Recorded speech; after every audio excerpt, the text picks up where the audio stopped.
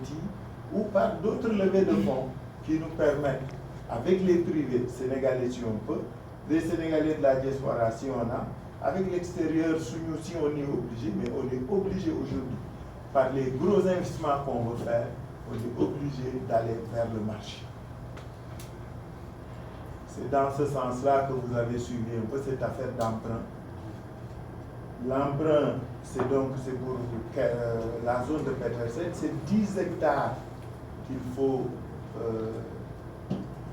changer. Il faut investir, remodeler avec une zone de dépotage pour éviter que les conteneurs n'entrent maintenant dans la zone, dans le centre-ville. Avec les 3 stades de commerce, on y met les ambulants pour le commerce de détail, le commerce de gros et de micro et de luxe. Ensuite, on y met des parkings aériens, on y met des immeubles de rente, des bureaux. C'est un ensemble d'environ 180 milliards. C'est ça l'investissement sur 10 ans. Et cela, nous l'avions entamé donc par l'emprunt obligataire, pour lequel nous avions souhaité avoir 20 milliards du marché. Cet emprunt, nous le préparons depuis 2011.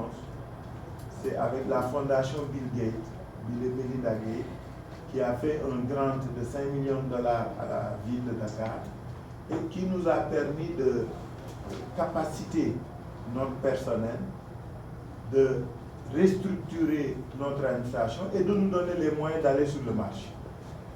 Nous avons donc été audités par l'Union européenne, nous avons été audités par la Banque mondiale et nous avons été notés par Moody's et nous avons été notés par Bloomfield. Moody's sur le plan international, on a eu B+, et par Bloomfield qui nous a donné 3B+. Plus maintenant, l'emprunt a été noté par le PPF de la Banque mondiale, pour ceux qui connaissent, la Banque mondiale a noté l'emprunt par un A. Et nous avons donc été encadrés par, nous avons eu la garantie de l'USAID, 50%. Les 50 autres pourcents, nous avons mis, nous, un mécanisme propre à la ville, c'est-à-dire nous avons créé un compte séquestre où sera logé l'argent pour le préserver et un fonds de réserve que la ville dote pour pouvoir faire face aux défaillances du projet. Donc voilà un peu le montage. Nous avions eu le top, le go du CREM. Nous devions lancer le 19, c'est le 17 que le gouvernement a réagi pour dire bon, il serait grave. Donc voilà un peu où est-ce qu'on en est. Et le top du matériel aussi. Hein? Le top du ministère aussi. Non, je ne veux pas entrer dans les détails, mais ce que je veux dire, c'est que ce projet, le blocage, il n'est pas technique, il est politique. Parce que c'est un projet, je vous dis, on y a travaillé 5 ans. On a eu 3 avis de non-objection. C'est-à-dire les nouveaux textes du CREM permettent aux collectivités locales africaines d'accéder à l'épargne publique. Mais nous n'avons pas besoin de la garantie de l'État et nous ne l'avons pas sollicité. C'est pourquoi quand le ministre dit que l'État va payer, nous on a souri. On n'a pas sollicité la garantie de l'État, on n'en a pas besoin. Parce que nous avions 50% de l'USAID et nous avons mis ce dispositif du compte séquestre et du compte de réserve pour y pallier. Mais nous avons eu 3 avis de non-objection. Le premier, c'est eux qui nous l'ont donné. En décembre 2012, le premier avis de non-objection pour que Gates mette en place le fonds, c'est Cheikh Bamba Dièye, ministre de la décentralisation, Amadou Kane des Finances, qui nous ont donné l'avis de non-objection. Le deuxième avis de non-objection, on l'a eu en avril 2014, c'est-à-dire après le vote de la loi. L'acte 3 a été voté en décembre 2013. Il a été promulgué en janvier 2014. En avril 2014, on a eu l'avis de non-objection du ministère des Finances et du gouvernement. En juillet, quand on devait avoir le go, on a eu le dernier avis de non-objection. L'avis de non-objection de janvier a été signé par Omar Youm, ministre de la décentralisation, et Matar Cissé, ministre du budget. Et le troisième avis de non-objection, on l'a eu en juillet 2014, c'est-à-dire après le vote de la loi, après sa promulgation, après les élections, après l'installation du maire. Donc qu'on vienne nous parler d'acte 3, c'est un peu gros. Bon, pour moi, je ne peux pas communiquer dessus, ça ne sert à rien. Ce que la religion qu'on s'est faite, c'est que c'est une attitude politique, on la prend comme ça. On a déféré, on a attrait la lettre du ministre devant la Cour suprême pour excès de pouvoir, parce que vous savez qu'il y a la loi de 70, qui détermine les conditions d'application des décisions de l'État. Et que l'État ne peut pas se rétracter comme ça, il y a un délai, il y a des modalités qui sont évoquées. C'est-à-dire que l'État aurait pu se rétracter, le dernier avis de non-objection c'est en juillet, il aurait pu se rétracter les 2 mois qui suivent.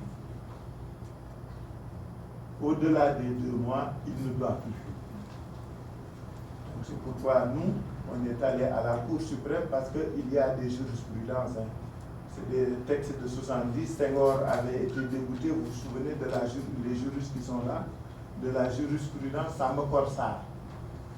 Samba Korsar avait attrait le gouvernement du Sénégal devant la Cour suprême pour excès de pouvoir et il avait eu gain de cause. Il y a eu après la jurisprudence, le cas Christian Valentin, que Senghor avait nommé administrateur civil. Et le décret avait été cassé par la Cour suprême parce que Christian Valentin n'avait pas fait l'ENAM. Il y avait une violation de texte. Donc, on a des jurisprudences. On refuse aujourd'hui de débattre là-dessus. Nous pensons que c'est une situation dommageable, pas pour le Sénégal, mais pour l'Afrique. Parce que je suis président des collectivités locales africaines.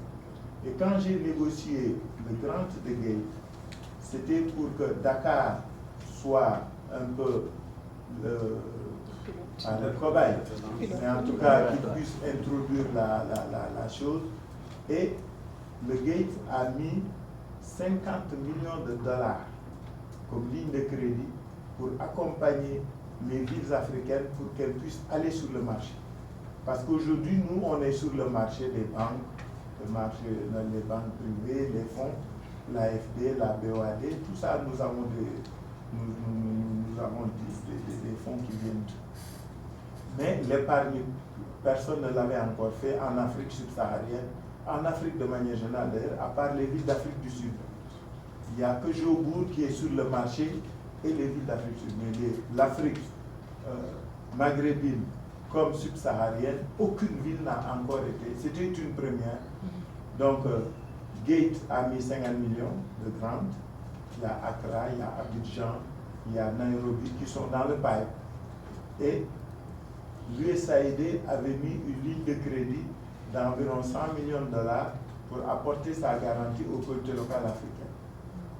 C'est un peu ça qui nous fait mal là-dedans, que l'on ait commencé par Dakar et que ça n'ait pas abouti, mais heureusement, aujourd'hui, on a pu négocier avec la Fondation Gate qui a accepté d'accompagner Accra, parce qu'Accra va aller sur le marché, et Abidjan est en train de se faire noter. Donc les partenaires ont compris que si le dossier était techniquement mauvais ou pas bon, ce serait de notre faute.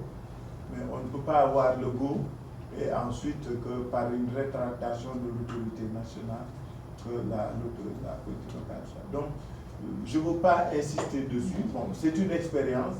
Ce qui était à prouver, c'était que les collectivités locales africaines étaient capables désormais d'aller sur le marché. Nous, c'est ce qu'on voulait prouver. Qu'on peut aller sur le marché sans l'aide de l'État, sans la garantie de l'État. Pourquoi vous m'avez entendu dire, on n'a pas la garantie de l'État, on ne l'a pas sollicité et on n'en avait pas besoin. Parce qu'on avait 50% de garantie de l'USAID et on avait mis un mécanisme qui sécurisait le remboursement. Donc c'est une belle expérience, mais aujourd'hui, ces projets vont être conduits, mais par le biais d'autres mécanismes financiers. Voilà un peu, parce que je ne veux pas que l'emprunt puisse polluer nos échanges. Il s'agit de parler de Dakar aujourd'hui. Ce qui nous importe, c'est que vous êtes des autorités, des capacités. Votre ville a besoin de tout le monde. Aujourd'hui, nous cherchons des partenaires parce que cette ville doit bouger. Elle doit changer. Cela doit être le fait de chacun de nous. Tous ceux qui peuvent nous aider, nous sommes preneurs. En idées, en stratégie, en capacité, en intermédiation financière, en ingénierie financière, en nous apportant des partenaires. Nous sommes preneurs de toute aide, de tout soutien de Dakarois qui voudraient faire quelque chose, ou de Sénégalais qui voudraient faire quelque chose. Parce que ce qu'on peut réussir à Dakar, on peut le réussir dans les autres régions. Voilà un peu, je m'excuse d'avoir été long alors que j'avais décidé d'être concis. Je suis très bavarde, je vous remercie.